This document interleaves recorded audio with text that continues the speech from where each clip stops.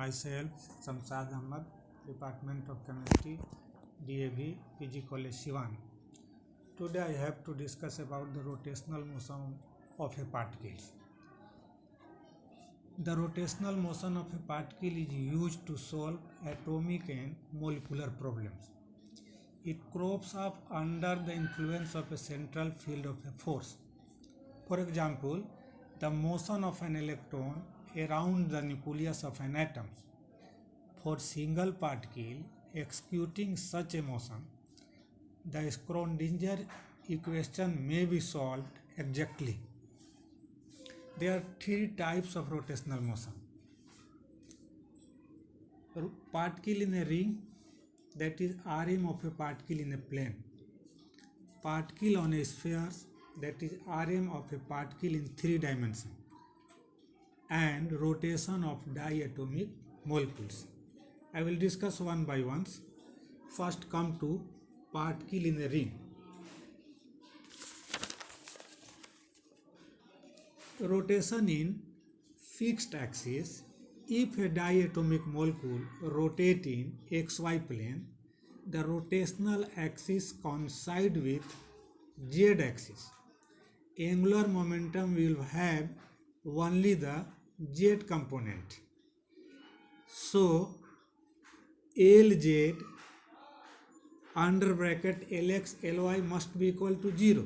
Molecule cannot move out of the plane. The rotational energy of a molecule will be equal to the kinetic energy.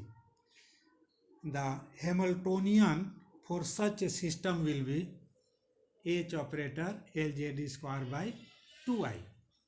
And the Schrödinger equations may be written as del 2 psi by d phi is equal to 8 pi square mu v by h square psi.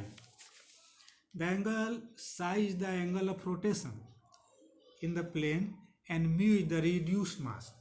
In detailed derivations concerning from this particular rotation has been given in your PDF files and Google classes also. In detail I have explained. For your understanding, you are directly linked with myself either on mobiles or WhatsApp both. Second is, come to the second. Second is particle on a sphere. Particle on a sphere. Rotation in space means that the axis of rotation is free to take any direction in space. In this case, there are two angular variables, theta and phi. Theta is the angle which the axis of rotation makes with z axis, and pi is the angle in the xy plane between the x axis and the projection of rotation axis is xy plane. Here E is equal to h square by 2I. Now come to the third point, that is a rigid rotator. If the mass of electron and variation of nuclei are ignored, diatomic molecule may be compared to a rigid rotator, that is a system of two masses m1 and m2 separated by a fixed internuclear distances r. The rotational motion of such a diatomic rotator correspond to the motion of two masses in such a way that the center of mass and internuclear distance remain unchanged. So these are three fundamentals.